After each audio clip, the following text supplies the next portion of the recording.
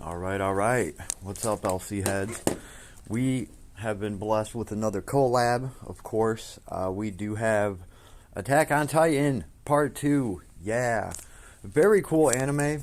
I was very happy to see that this was a collab to begin with. And these characters, well, they were pretty strong back in the day, especially Levi. I feel like Mikasa never got as much of the limelight as she should have.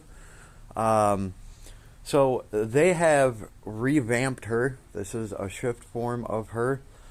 She is super tanky and flying around all over the damn place.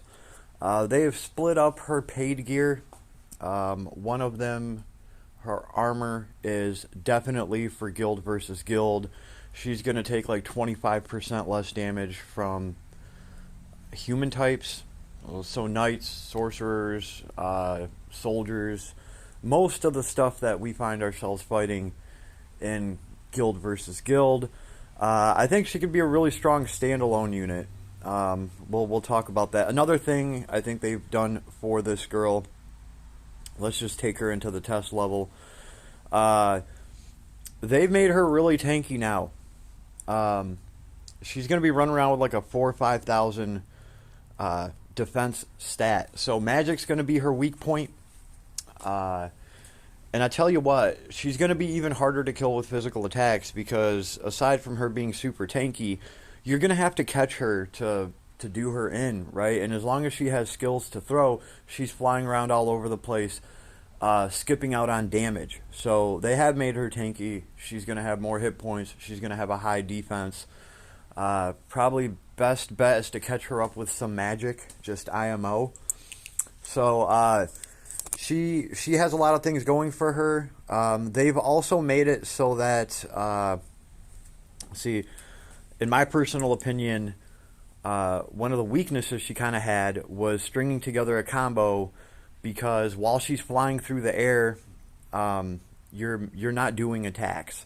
Well, this form of this chick, when she's flying through the air, she is already shooting her spear gun at you. So she's hitting you while she's in the air, and then she comes in and does some sword attacks. The point is, we can very easily keep a combo count going if she has her skill charged. So no kind of breaks or animals to throw or anything. She's just going to be straightforward. Here's her S1.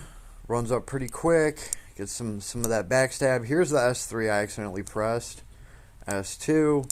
So the S2 and S1, I mean, they're similar, right? She's just flying around back and forth. S3, same thing.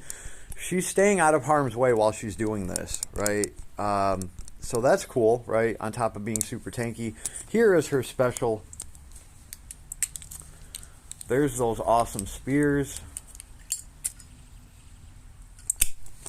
You know what? I don't think I got far enough into the show for them to start messing around with spears like that. I don't remember that. It's been a while. Should probably rewatch that anime. But yeah, she definitely has a pretty cool little special here. I think it looks cool. And then she flies by and pulls the strings on the grenades. Oh, snap. All in all, not too bad. I think the majority of her damage is going to come from her ability kit. So, like I said, her paid gear, one of them is just a good weapon for her. The other one's an armor. I do believe this setup right here. Yeah, she is dual wielding here. She's going to want to use a sword, and she's going to want to use a pistol. Each sword equipped gives her plus 15% damage, which is really nice. I believe each pistol or gun equipped is giving her, 5% more crit and 15% more crit damage or something like that. Yeah.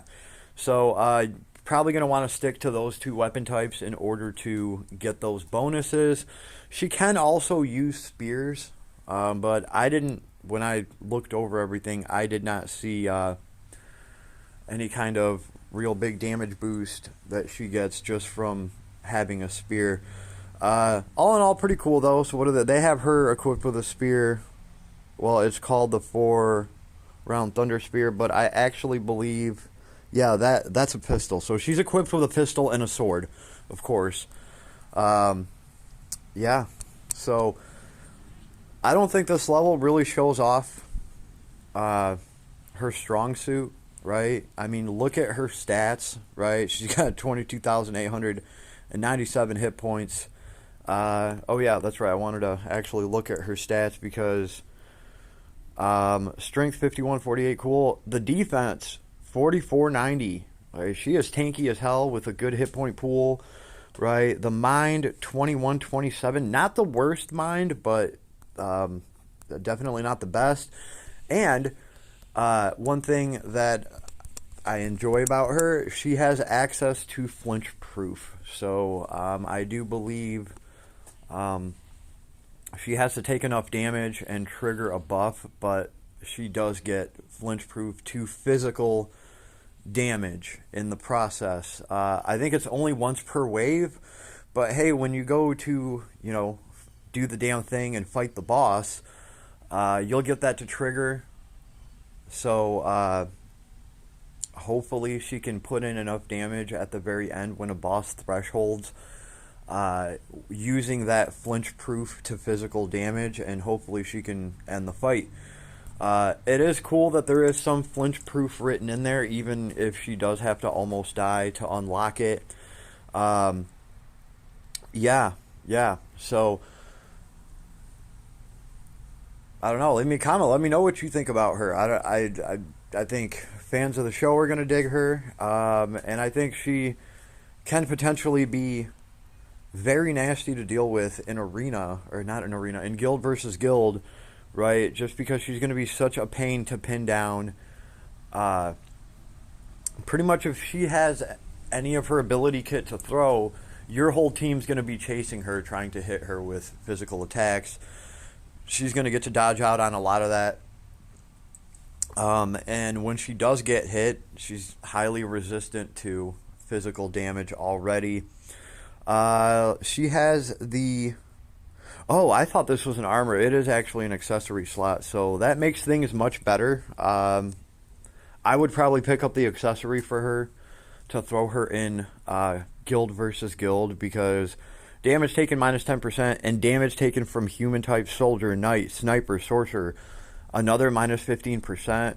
So this is minus 25% damage in guild versus guild. To a lot of things, that's really good, right? And you're getting the 34 strength, 500 hit points that she really didn't even need, some defense and some mind, nothing of attribute, nothing of ailment here, but pretty awesome accessory to give her, in my opinion. And of course we have the 4-round Thunder Spears, which, yeah, that is a machine. So it's not actually a spear. It's just a spear gun. It's still a gun, right? We have fire attribute, 256 strength, 23 defense, and 12 mind. Fire attack damage 25%, damage cap 2,500. When physically attacking, enemy defense minus 10% and deal damage. That is definitely a 6-star worthy weapon, I think, especially with the defense minus 10% and deal damage. Very cool, right? So, yeah, leave me a comment. Let me know what you think of her. I think she could be very nasty in GVG. All by herself, just flying around, running the clock out. Like, really running the clock out. You're really going to have to catch this girl. They still go by the same system where they get some kind of gas boost, right? And they use that to do more damage. She gets like 10 charges of that right off rip, and I haven't been able to drain her down to 0 charges. I'm sure it's possible, but she's gonna be able to take advantage of that buff for a long time. I don't see that thing draining very quickly. Let's see, what are her traits? Aaron's Protector, fire damage cap 20,000. When hitting an attribute weakness with fire, Damage cap, another 12,000. Each sword equipped, physical attack damage 25%. Each machine equipped, crit rate 5%. And crit damage plus 30%. So, I dig that. I think that's pretty cool. You give her 2 machines and, you know, gets an extra 10% crit and 60% more damage with her criticals. Very cool. She looks like she could be a fun crit character. And we have the Ackerman Bloodline. Special damage 100%, damage cap 40,000 more. When unit is airborne, which is all the time that she's using her S1 through S3, physical attack damage taken minus 30% on top of her super high defense, right? And the fact that you can't even reach her to hit her with an attack. When close to death, give the unit the Ackerman Bloodline buff once per wave. The Ackerman Bloodline buff, scroll down here, activate, boost hit point cap by 200%. So, you know, your 20,000 hit points, it's going to go up to 60,000 hit points or whatever it is. Restore hit points and boost strength, defense, intelligence, mind 100%. And to top that all off with a nice little cherry on top, won't flinch from physical attacks. She's going to be able to do some crazy damage once she gets that plus 100% to all of her other stats. So she really does get to go into like a Titan mode here. That's going to be pretty cool. And when she does, it's only once per wave. She also gets the flinch proof from physical attacks. So that's also nice too, because a lot of flinch proof is locked into like a certain element. Like you won't flinch from fire and you won't flinch from ice. Well, as long as it's a physical attack here, it doesn't matter what element it is, right? There's really nothing to defend against magic here though. So there is that. This girl can get caught up in some magic and still get her ass beat. I don't know what else to say about it. So, fairly straightforward. What else does she have here? Let's just go through here. We got the dual wield already, the sword, mega boost, the machine high boost, machine mega boost, special boost, 30% damage, and damage cap another 5k with that special. We have Indomitable Spirit, Destroyer. I have noticed that she's a decent breaker. Dog Eat Dog. Skill damage 10% against non-boss enemies. We have Scout Regiment. Cool, right? Boost physical damage to bosses based on number of allies with Scout Regiment. So she already has that in there. New ODM gear. Battle start. Apply 8 gas buffs to the unit. When a skill is used far enough away, use 1 gas buff to greatly boost your movement speed to get your ass over there and boost the damage by 30%. So, very cool. When the gas buff is applied, SCT recovery speed plus 10%, right? We also have this military technology, battle start, plus 3 more gas buffs from the skill new ODM gear. When gas buff is applied, skill damage 30%, damage cap 15,000, and damage taken minus 10%. So, becoming a lot better at using those gas buffs, right? I'm strong. Critical damage to human types, 50%. Crit damage cap, 5,000. Soldier, Knight, Slayer, Sorcerer. That looks pretty damn good, especially for GBG, right? Chance to nullify damage taken from human types.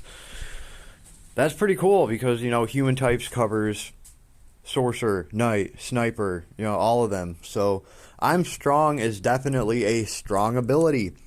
And then we have the Inherited Brand, hit point 20%, Continuous Grand Brave, which is a ton of SC saved right there, and Grand Fort, ton of SC saved right there, right? Each of those are pretty expensive abilities. Very nice. And we have, what? Some lives are more valuable.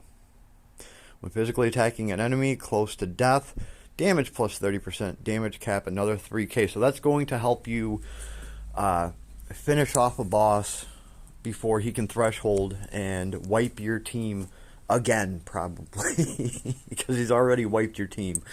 So all in all, she's got some pretty awesome custom stuff in here.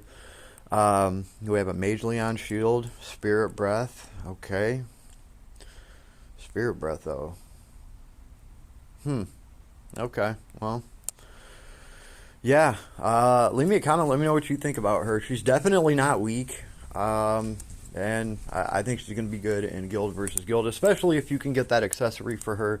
If you have to choose between one of her paid gears, I personally would go for that accessory. It's not that hard to find weapons for her. So that's just my take on it. All just IMO. Yeah, leave me a comment. Let me know what you think about her. I do think her special looks cool. So I'm going to get into this event and start leveling mine up. I did pull her right off rip. Adis really wants a review. Anyway, have an awesome day, everybody, and I will see you all on the flip side.